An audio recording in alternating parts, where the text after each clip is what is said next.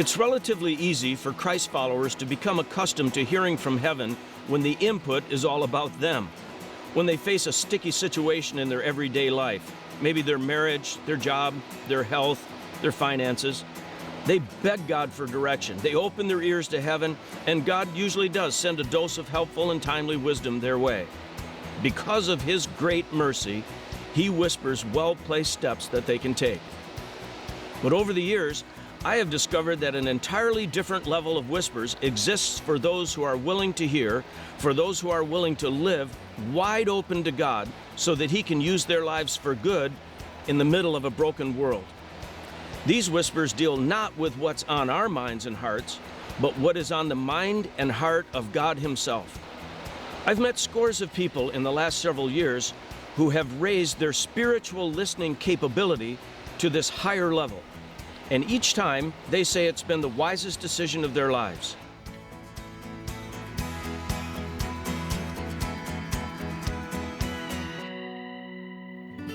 Some people actually like the concept of whispers because they start understanding that the God of the universe is speaking into their daily situation. God might lead them down a certain route. He might give them an assurance or an admonition. I mean, it's fairly exciting to think that of all the people on planet Earth, maybe the sovereign God is going to talk to you about your little life. But I've learned over the years that sometimes God whispers to you in ways that rock your world, and sometimes His whispers are not at all about your little comfortable life. What He's actually trying to do is create a little discomfort in your comfortable life. He's trying to expose you to some of the needs in the world, and He wants you to be aware of some of the great injustices that are going on, and He wants you to right some of the wrongs that are going on in this world. And when you first start hearing those kinds of whispers, it can be quite unsettling. Heather Larson is a friend of mine, and she's had several whispers along these lines. I want you to meet her now. When I was in high school, I went on a missions trip with my high school youth group, and we were doing some inner city work in London. One of the young women had a little baby, and this little boy, he was 6 months old. His name was Matthew, and Matthew was kind of always passed around by different people in the group. And one of the days I was hanging out on the street with everybody, and Matthew just wouldn't stop crying. He was miserable, and he was passed around to different people, and nobody could get him to stop crying. So his mom finally said, just give him to me, I'll take care of it. And she shoved his bottle in his mouth. And when she did that, everybody laughed. And I said, well, why is everybody laughing that you're giving him a bottle? She said, well, you know, when he gets really fussy, I just give him hard liquor, and it shuts him right up, puts him right to sleep. And I walked away and went up to the top floor of the church we were staying, and I just began to weep. And I thought, this little baby is going to be an alcoholic before he is a year old. What kind of chance does he have in life? What kind of hope does he have? And as I sat there crying, looking over the streets of London, I just felt God say to me very clearly, I want your heart to break for children like Matthew. I want your life to be about finding ways to bring hope for children like Matthew and finding ways to help him have some sort of future and to help children just like this, because there are many people in need in our world. I had a friend just last week who was telling me about just a prompting that she had from God to want to do something around these issues of compassion and justice. But she was saying it's just so big. The problems are just so significant. What can I possibly do? And I just said to her, it's those small whispers. It's those small things that God asks every one of us to do that we have no idea the ripple effects that are going to happen from simple, small acts of obedience, that God takes those acts of obedience and He's the one who multiplies the effect of that. So if we are each paying attention to what is that simple, small thing that God is asking us to do, you never know what will happen to the homeless woman that you spend time having a short conversation with, or to the young child that you take out and for a meal and spend time really listening to their story, or someone overseas, you know, a family in Africa Africa that you spend time with and get to know, you never know what is going to happen from what seems like such a small, insignificant thing, but those are the seeds that God uses to plant great change that happens in our world.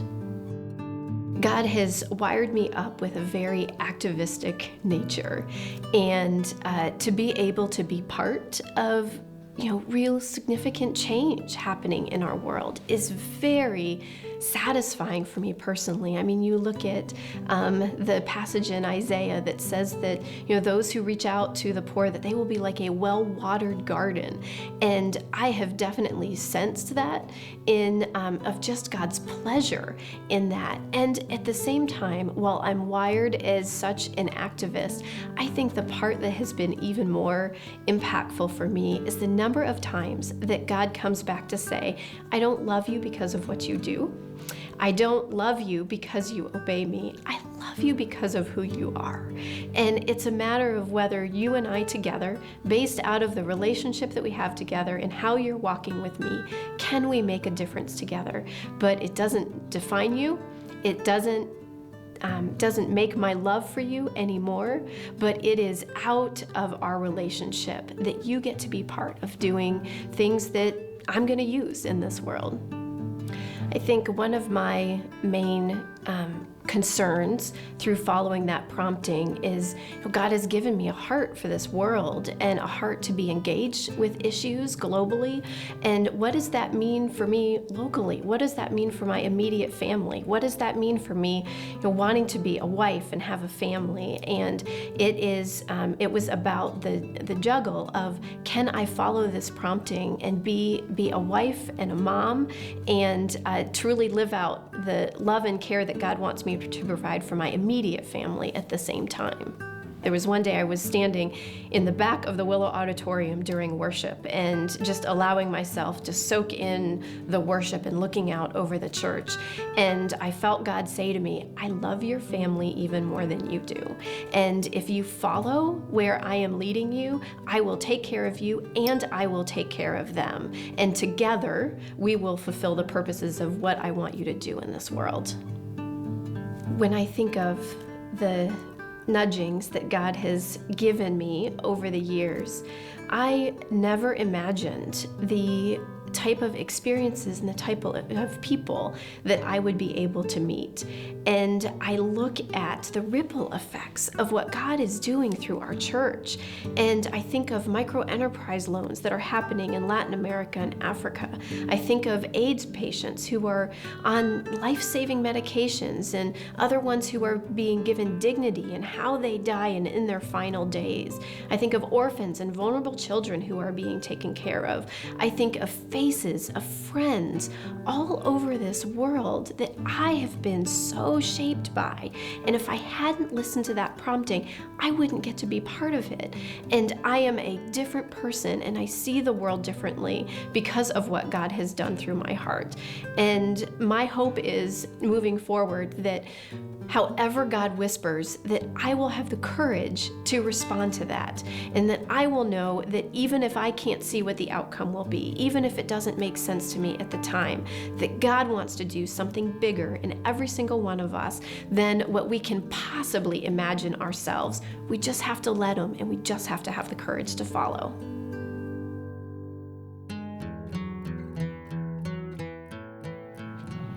I've noticed that when God finds somebody who is living truly tuned into His input, a woman or a man with a serious mind, available hands, and an unquenchable thirst for righteousness, He tends to tap that person for help in solving a societal ill. Like the eerie calm just before a storm, God places a quiet whisper of insight into a willing pair of ears, and then He sits back to watch as a storm of justice begins to build.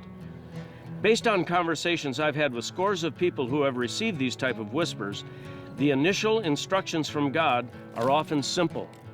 Ask the question. Watch the documentary film. Go to that learning group. Risk engaging in that relationship. Find the funding. Take that trip. Read that book.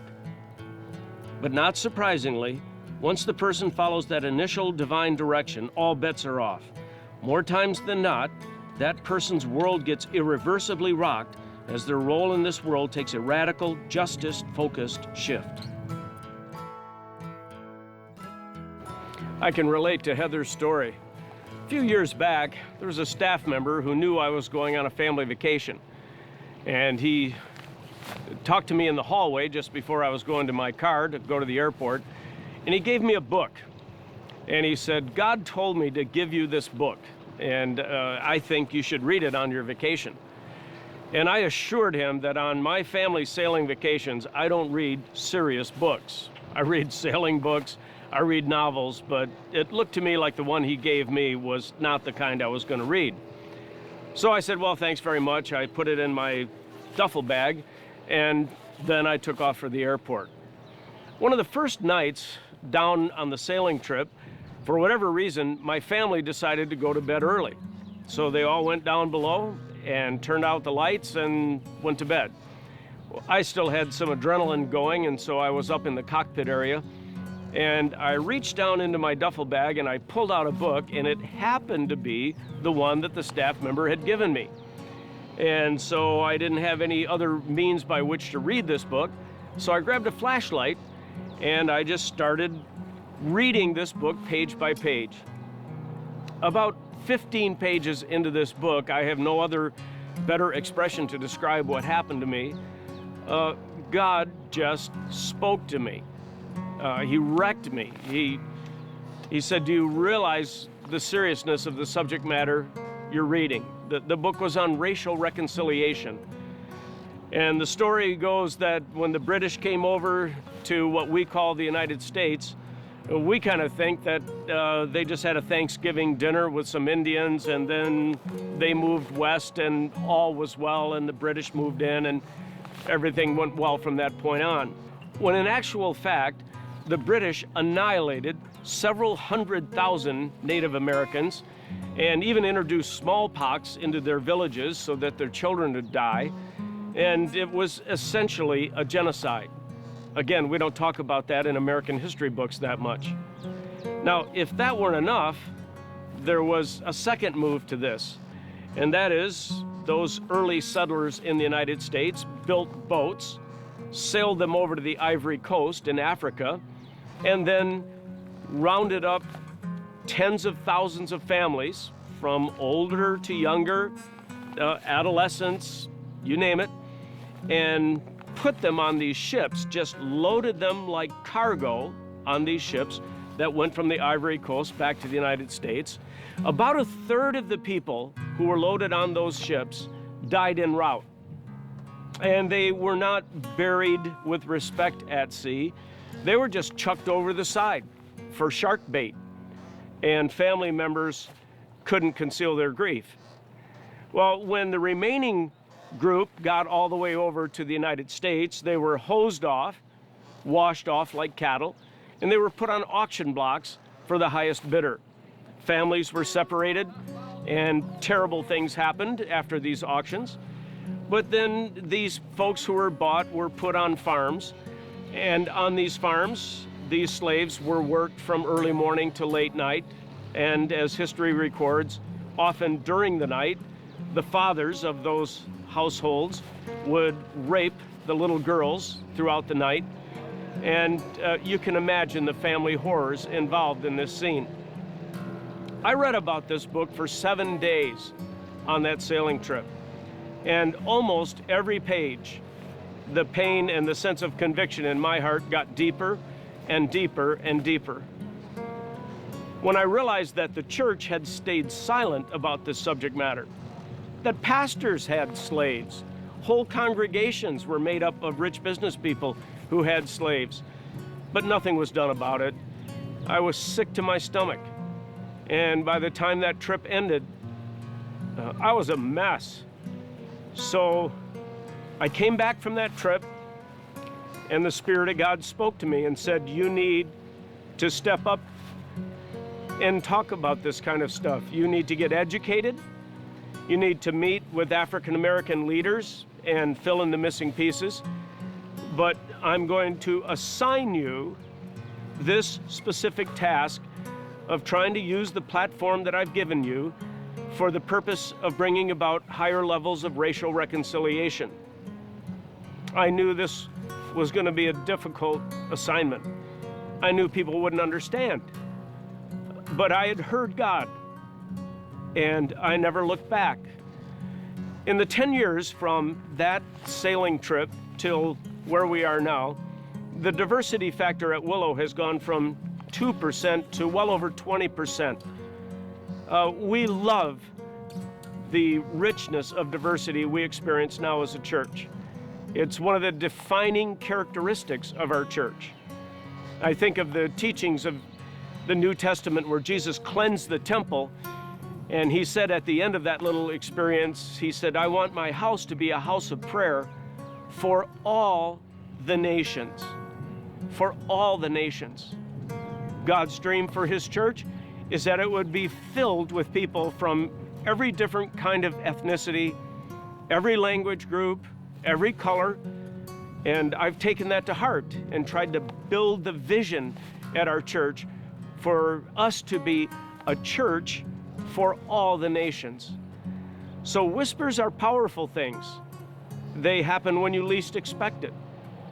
They can rock your world. They can involve you in areas of justice that you never thought you'd be that interested in.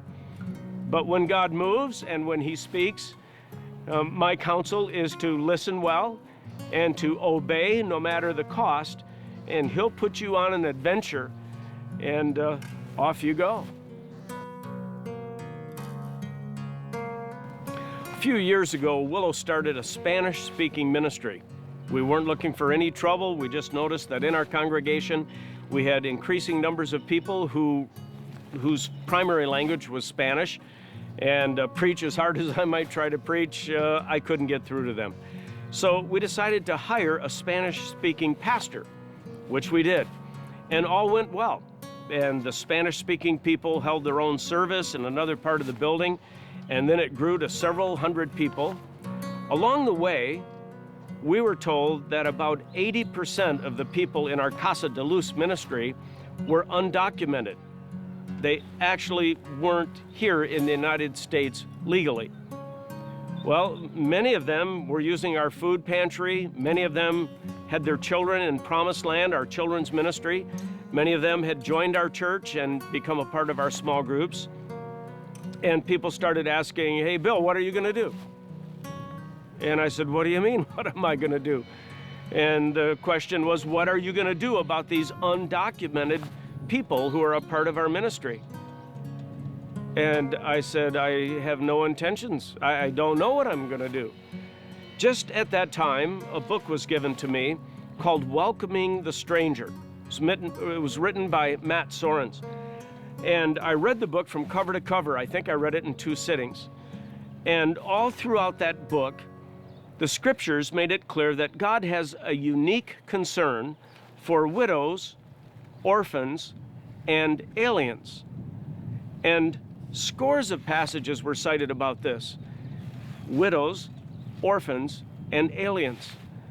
And the more I read the book and the more I opened myself up to God, I thought, oh no, here we go again. I think God brought some people our way so that we could open our minds and open our hearts to the immigration issue that's facing our country these days. And I really started to get involved, and I started to get to know a lot of people in our Spanish-speaking ministry, and they weren't just, like faces to me. They were names, and they were families, and I knew their children.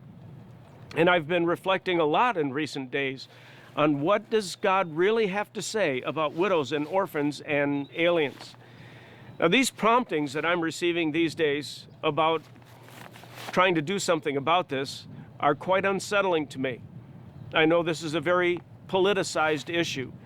I know that people could go a lot of different directions with this subject matter, but I have heard from God that I have to pay attention to this and that I need to do what He prompts me to do about bringing some kind of resolution to this very painful and complicated issue. So I don't know where it's going to lead. I could just say, stay tuned. But I feel like I'm on a journey again, and it's a God-guided, whisper-led journey.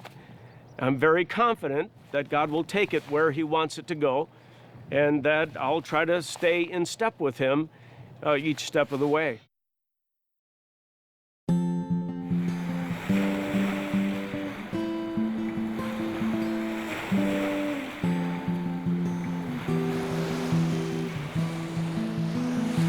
I've been paying attention to whispers pretty much my whole adult life. Recently, the stakes got a little bit higher in one of the whispers that I received. I travel internationally quite a bit, and usually 3 or 4 times a year go to some place in the world and train pastors. I was getting ready to go on one of these ministry trips, which happened to be in Europe and in the Middle East, but it was at a time when my mother was suffering from cancer and was just being moved from her home into a hospital setting. We knew that she was losing her fight with cancer, and so I wondered if I should go on the trip at all. I visited with her, and she said, Bill, you must go. I mean, this is what God's called you to do, and I'm in good hands with your brother and sister here, so go. Well, we can stay in touch via the telephone and so. And I took off on that trip. But only a few days in that trip, I learned that she was failing quite rapidly, and they moved her from the hospital room into a hospice care because it looked like the end was coming quite soon. Well, then my siblings and other friends started to email me saying, we think you ought to cancel the rest of your trip and come home. And I was open to that, and I would pray about it every day. And I would be on my knees before God and say, God, just say the word. All I need is a whisper. I'll cancel. I'll head right home. After doing one particular city in Europe, I actually called my mother, and she was coherent, and I said, Mom, I feel very bad. It seems like I ought to stop this trip and come home. And she said, how many days or cities do you have left? And I told her, and she said, I think I'll be fine. You do what you think God wants you to do, and I support you in this. So I went and did the remaining cities, but I was praying the whole time, God, you just say the word and I'll cancel my last city or whatever and I'll go home. On the very last day, I got up in the morning and I felt very strongly I probably ought to head straight for home. Word from home was that she was failing very rapidly now. And I prayed, and I actually did get a very clear whisper from God. And the whisper was, finish this last city and then get as soon a flight as you can and get to Kalamazoo, Michigan, where she is, just as soon as you possibly can. And so I gave that last lecture. I caught a 2 o'clock in the morning flight out of Amman, Jordan, and flew nonstop to Chicago. I had a private plane waiting for me at Chicago's airport, and I walked right over to it, and we flew into Kalamazoo, Michigan. And when I was walking into that hospice room, I mean, the truth was going to come out, whether I had gotten this one right. And I walked into that room, and by God's grace, my mother was still lucid and coherent.